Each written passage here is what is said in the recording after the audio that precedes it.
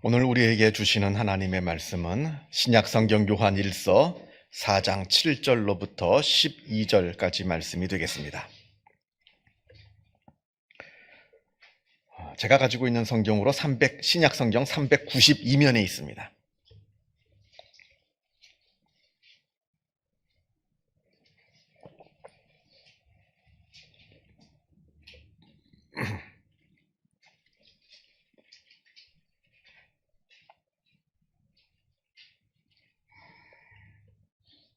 요한일서 4장 7절로부터 12절까지 말씀을 봉독합니다. 이 계시의 말씀을 봉독할 때에 살아계신 하나님의 음성을 다 함께 들으실 수 있기를 바랍니다. 사랑하는 자들아, 우리가 서로 사랑하자. 사랑은 하나님께 속한 것이니 사랑하는 자마다 하나님께로부터 나서 하나님을 알고 사랑하지 아니하는 자는 하나님을 알지 못하나니 이는 하나님은 사랑이심이라. 하나님의 사랑이 우리에게 이렇게 나타난 바 되었으니 하나님이 자기의 독생자를 세상에 보내심은 그로 말미암아 우리를 살리려 하심이라. 사랑은 여기 있으니 우리가 하나님을 사랑한 것이 아니요 하나님이 우리를 사랑하사 우리 죄를 속하기 위하여 화목제물로 그 아들을 보내셨음이라. 사랑하는 자들아, 하나님이 이같이 우리를 사랑하셨은즉 우리도 서로 사랑하는 것이 마땅하도다. 어느 때나 하나님을 본 사람이 없으되 만일 우리가 서로 사랑하면 하나님이 우리 안에 거하시고 그의 사랑이 우리 안에 온전히 이루어지느니라. 아멘. 교회사를 공부하다 보면 지금 우리가 믿고 있는 이 복음이 지난 2000년 동안 소멸되거나 끊어지지 않고 지금 우리에게까지 전해졌다 하는 그 사실이 정말 기적처럼 느껴질 때가 많이 있습니다. 왜냐하면 지난 2000년 동안 기독교는 수많은 박해와 핍박을 받았기 때문에 그러합니다. 그래서 지난 2000년의 기독교 역사를 바로 박해와 핍박의 역사라 말을 해도 아마 과언은 아닐 겁니다. 특별히 2000년 전 복음이 막 이제 시작된 그 초대교회의 상황을 우리가 살펴보게 되면 더더욱 그러합니다. 이제 막 복음이 싹을 텄습니다. 아직 교회 안에 무슨 잘 짜여져 있는 조직이 있는 것도 아니고 무슨 체계가 잘 갖추어진 것도 아닙니다. 마치 이제 갓 태어난 아기처럼 그렇게 여리고 여린 그 연약한 생명과도 같은 모습이 바로 초대교회의 모습이었던 겁니다. 그런데 그렇게 기독교는 이 땅에 태어나자마자 아주 극심한 박해와 핍박을 당하게 됩니다. 주후 33년, 그러니까 기독교가 시작되자마자죠.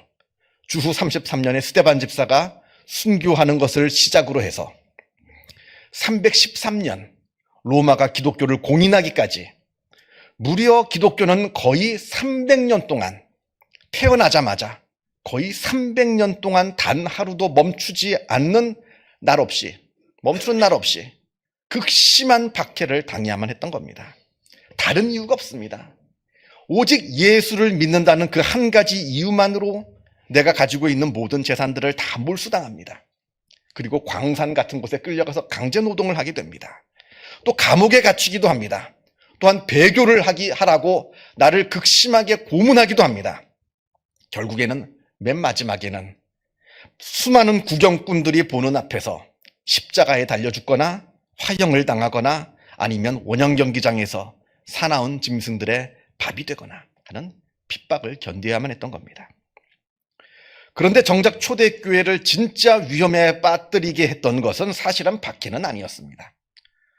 초대교회를 진짜 위태롭게 했던 것은 외부로부터 불어오는 그 박해가 아니라 교회 내부에 몰래 숨어 들어온 이단의 문제였습니다. 사실 외부의 박해는 해결할 방법이 있어요. 이길 방법이 있습니다. 견디면 되는 겁니다. 힘들어서 그렇지. 그게 힘들고 고통스러워서 그렇지 견디면 이깁니다. 그런데 이단은 다른 문제입니다. 이단이 몰래 교회 안에 들어와서 복음의 뿌리를 뿌리째 썩게 만드는 겁니다.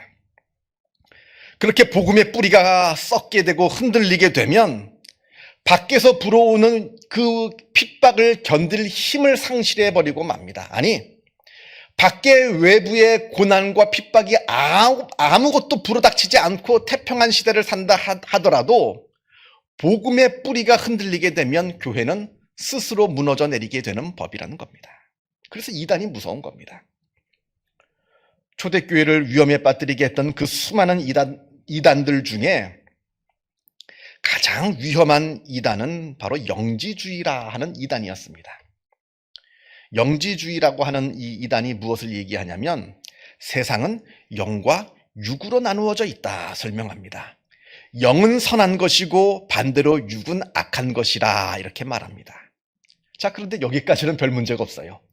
이게 이단이 무서운 겁니다.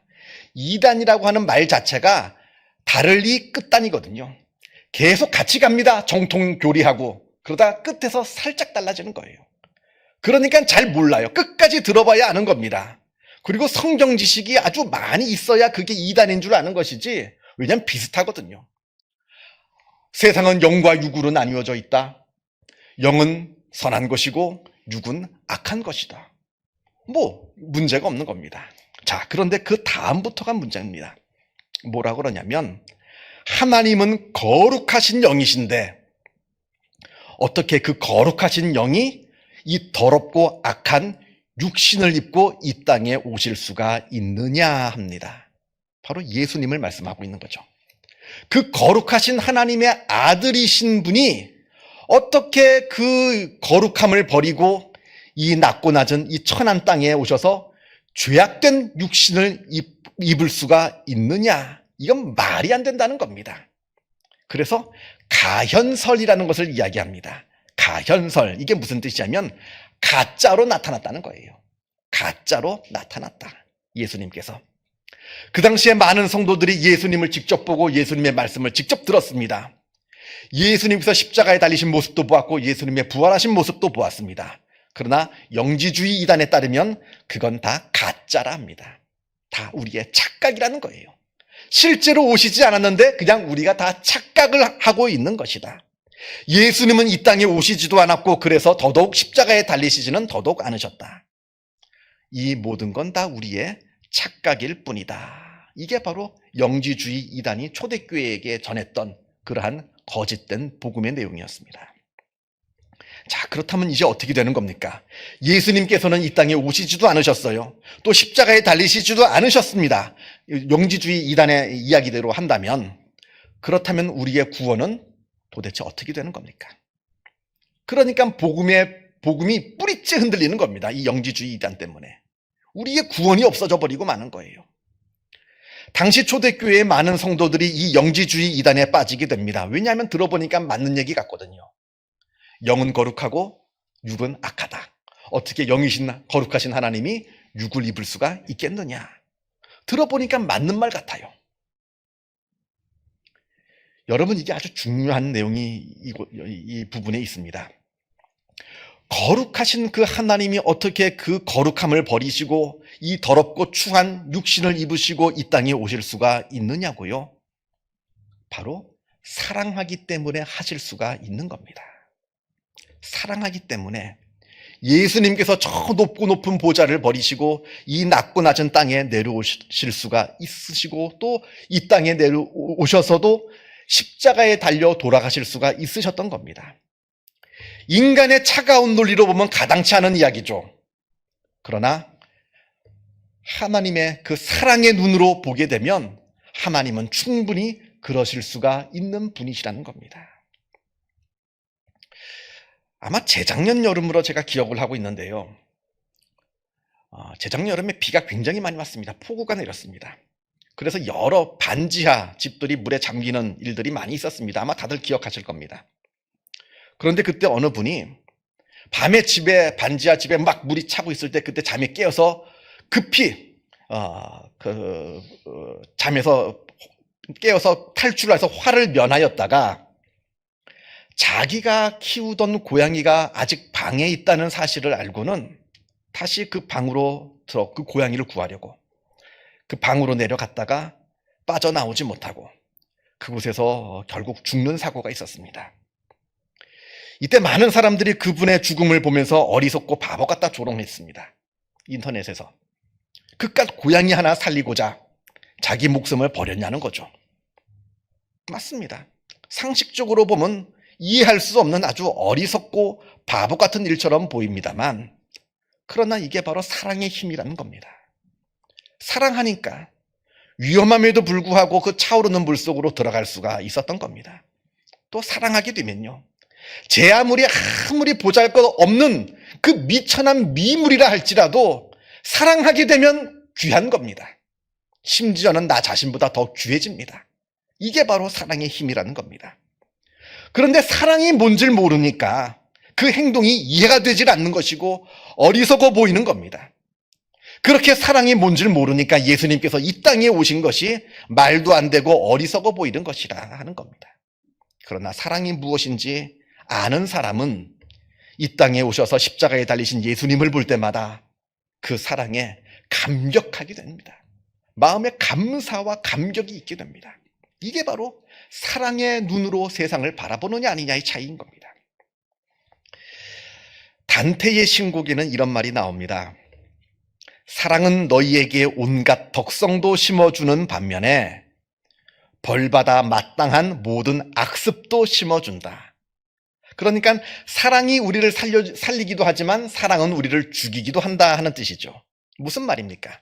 세상에는 올바른 사랑과 잘못된 사랑도 있다는 뜻입니다. 세상에는 올바른 사랑이 있는 반면에 또한 잘못된 사랑도 있다는 뜻입니다. 우리는 쉽게 사랑을 이야기합니다만 사랑이라고 해서, 우리가 말하는 사랑이라고 해서 다 똑같은 사랑은 아닙니다. 진짜 사랑이 있고요, 또 가짜 사랑도 있습니다. 진정한 사랑이 있고요, 또 왜곡된 사랑도 있습니다.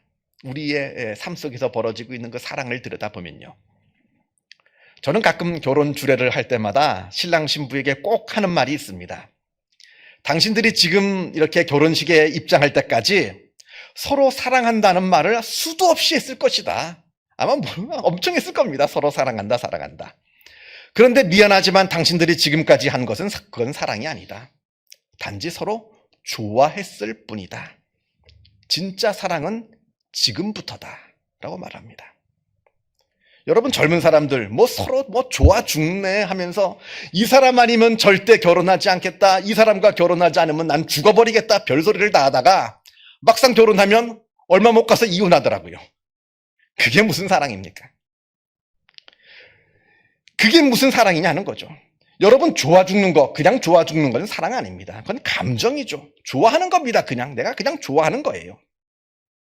그런데도 그게 그 좋아하는 단순한 감정이 사랑인 줄 알고, 그렇다고 그게 사랑인 줄 아니까 그 좋아하는 감정이 조금 식었다고 사랑이 식었네 별소리를 다 하면서 서로 헤어지고 미워하고 어리석은 소리를 하는 겁니다. 진짜 사랑은 결혼을 해가지고요, 한 10년쯤 같이 살면서 그 뜨거웠던 감정들 다 가라앉은 다음에 그때 진짜 사랑을 하는 겁니다. 그게 바로 진짜 사랑이죠. 왜냐하면 사랑은 순간적인 감정이 아니기 때문에 그러합니다. 좋아하는 것은 그냥 단순한 감정이죠.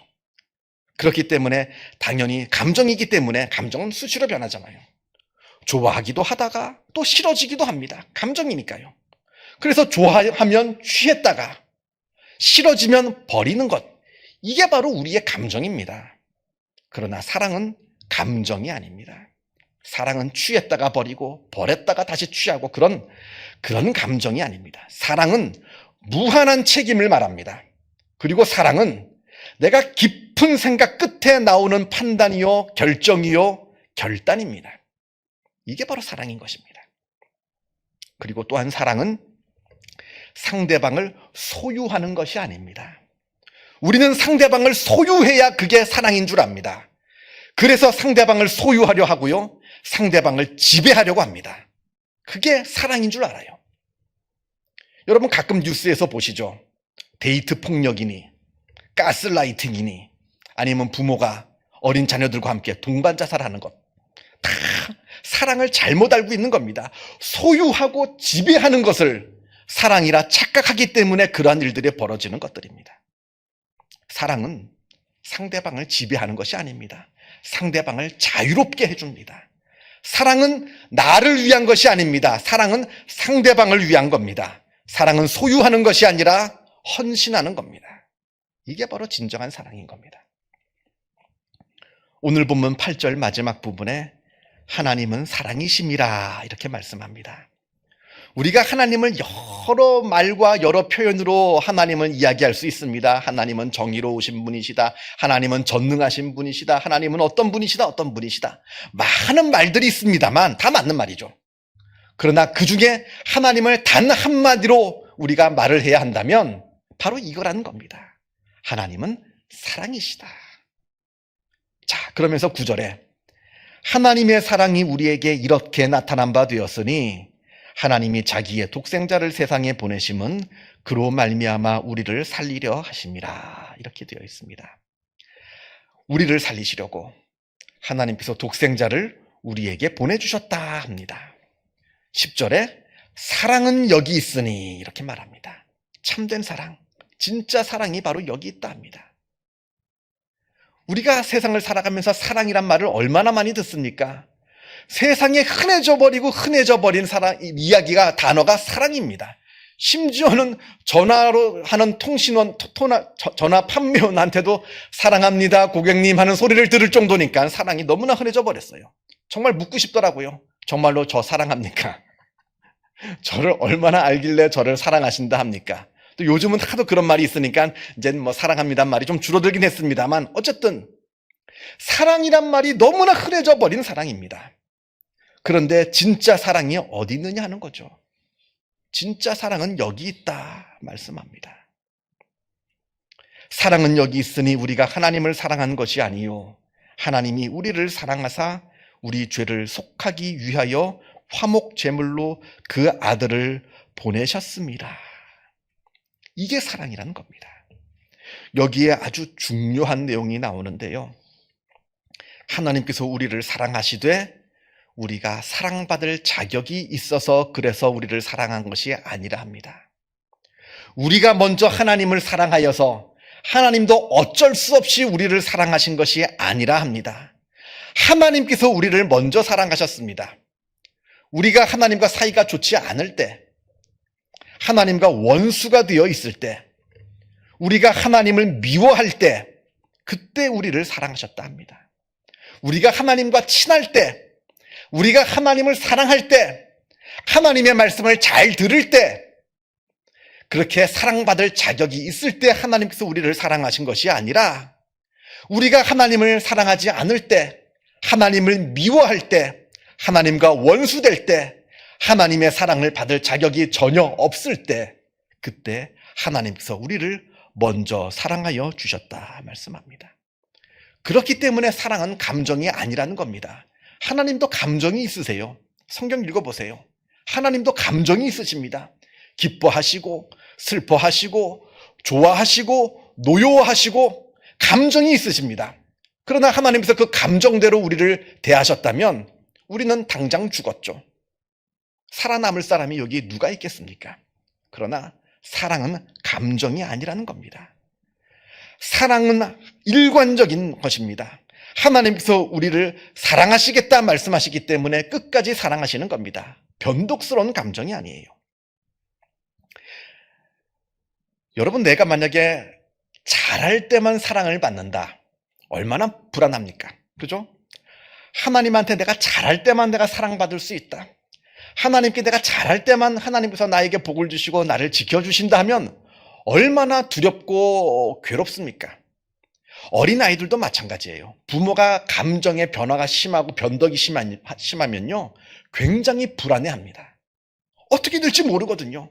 그렇게 나한테 자상하게 잘해주었다가 우리 부모가 어느 순간 그냥 뭐 난리가 나면 불안한 겁니다. 어떻게 해야 될지 몰라서. 근데 만약에 하나님께서 그러신다라고 한다면 우리가 불안해서 어떻게 살 수가 있겠습니까? 근데 하나님은 우리를 끝까지 사랑하신다 말씀하십니다. 잘할 때도 못할 때도, 하나님을 기쁘시게 할 때도, 하나님을 슬프시게 해드릴 때도 하나님께서는 우리를 끝까지 변함없이 사랑하여 주신다 말씀하고 있습니다. 그러면서 11절에 사랑하는 자들아 하나님이 이같이 우리를 사랑하셨은즉 우리도 서로 사랑하는 것이 마땅하도다 이렇게 말합니다. 우리가 이러한 사랑을 받았은즉 우리도 사랑을 베푸는 것이 마땅하다 합니다. 우리 인간이 가지고 있는 기본적인 욕구 중에 사랑을 받고자 하는 욕구가 있습니다. 그러나 우리 인간은 사랑을 받고자 하는 욕구만 있는 것이 아닙니다. 우리 인간의 마음을 잘 들여다보면 우리 인간은 사랑을 받을 뿐만 아니라 사랑을 행하고자 하는 마음도 있습니다. 내가 사랑을 받고 사랑을 또 행해야, 그래야 나의 존재의 가치와 의미를 발견할 수 있거든요. 나는 아무도 사랑하지 않는다 하는 사람은 불행합니다. 왜냐하면 그 아무도 사랑하지 않는 그 삶을 통해서는 나의 존재의 의미와 가치를 발견할 수가 없기 때문에 그러합니다. 그래서 우리가 하나님께 받은 사랑이 있다라고 한다면 우리는 그 사랑을 실천해야 하는 의무가 있는 겁니다. 마땅하도다 이 뜻은 책임이 있다는 뜻입니다. 그때 우리는 진정한 행복을 누리게 됩니다. 그런데 문제는 우리가 우리의 힘으로 그러한 진실된 사랑을 행할 수가 있느냐는 거죠. 앞에서도 말씀을 드렸다시피 우리의 사랑이 얼마나 왜곡되어 있습니까? 우리의 사랑이 얼마나 거짓됩니까? 우리는 그러한 사랑을 행할 능력이 없습니다. 그래서 중요한 이야기가 7절에 나오는데요. 7절을 보게 되면 사랑하는 자들아 우리가 서로 사랑하자. 사랑은 하나님께 속한 것이니 이렇게 되어 있습니다. 사랑은 하나님께 속한 것이다. 헬라어 원어로 이야기하자면 해 아가페 에쿠투테우 에스틴. 해 아가페 그 사랑은 에쿠투테우 하나님으로부터 에스틴이다. 하나님께 속한 것이다 하는 얘기는 하나님으로부터 나온다는 뜻입니다. 하나님으로부터만 우리가 그 사랑을 행할 수가 있다는 뜻입니다. 우리가 행할 수 있는 진정한 사랑은 내 힘으로 되는 것이 아닙니다. 먼저 하나님께서 나를 얼마나 사랑하셨는가, 지금도 나를 얼마나 사랑하시는가, 그 사랑을 확인할 때, 그 사랑을 우리가 느끼고 그 사랑에 감격할 때 우리도 그 사랑에 감동하여서 그 사랑의 힘으로 나도 우리 이웃들에게, 우리 가족들에게, 또 하나님을 향하여서도 행할 수 있는 것이 바로 그 사랑의 능력이라 하는 것입니다. 우리가 지금 사순절기를 지금 지나가고 있습니다. 사순절 절기는 물론 내가 잘하는 것, 좋아하는 것 안 하고 그런 의미도 있습니다만, 내가 고기를 좋아하는데 고기를 좀 덜 먹겠다 그런 의미도 있습니다만, 그 이전에 가장 중요한 의미는 하나님의 사랑을 깊이 묵상하는 절기입니다. 하나님의 사랑을 깊이 묵상하는 절기. 하나님께서 나를 얼마나 사랑하셨는가 깊이 묵상하셔서 그 사랑을 본받아 나도 하나님을 사랑하고 내 가족들을 사랑하고 이웃들을 사랑하는 복된 사순절 절기가 다 되시기를 주님의 이름으로 축원합니다. 기도하겠습니다. 사랑과 은혜가 충만하신 하나님 아버지 감사합니다. 자격 없는 우리를 하나님께서 먼저 사랑하여 주시어서 하나님의 자녀 삼아 주심에 그 은혜에 감사를 드립니다. 나를 사랑하시고 나를 구원해 주신 그 놀라우신 은혜를 우리가 깊이 묵상하게 하여 주시고 그 사랑이 우리들의 마음에 감동이 되게 하여 주시고 감격이 되게 하여 주옵소서. 그리하여 우리도 그 사랑을 본받아서 하나님을 사랑하는 자 되게 하여 주시고 또한 우리의 이웃들을 사랑하는 주님의 귀한 백성들 되게 하여 주옵소서. 거짓된 사랑이 판을 치고 있는 세상을 살아갑니다. 우리가 세상을 바라보면서 사랑에 대한 기준이 흔들리지 않게 하여 주시고 참된 사랑이 어디에 있는지 확실하게 알아 그 사랑에 붙들려 살아가는 우리의 삶이 되게 하여 주옵소서. 감사드리오며 이 모든 말씀 우리 주 예수 그리스도 이름으로 기도하옵나이다. 아멘.